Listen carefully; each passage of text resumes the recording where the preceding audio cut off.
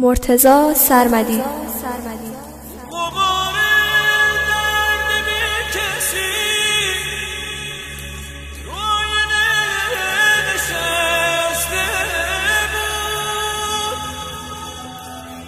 همون که عاشقش بودم دل منو شکسته بود. ناله و آه من چرا تو قلب تو اثر نکرد؟ ندیدی جون کردنم و عشقی تو رو خبر نکرد. بارون گریه های من یه حس عاشقونه بود.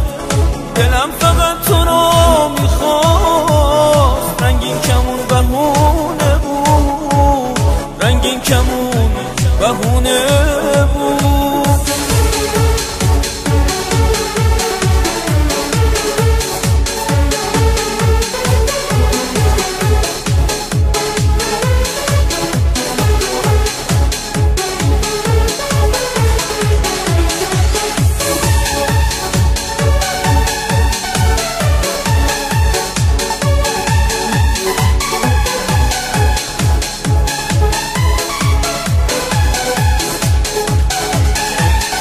خورشید رو گم کرده بودم تو لحظه های بی کسی. چشمای نازنین تو واسه دلم نشونه بود. غبار درد بی کسی رو آینه نشسته بود.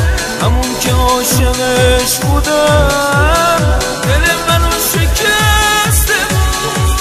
ناله و چرا تو قلب تو اثر نکرد؟ ندیدی جون کردنم و عشقی تو رو خبر نکرد. بارون گریه های من یه حس عاشقونه بود. دلم فقط تو رو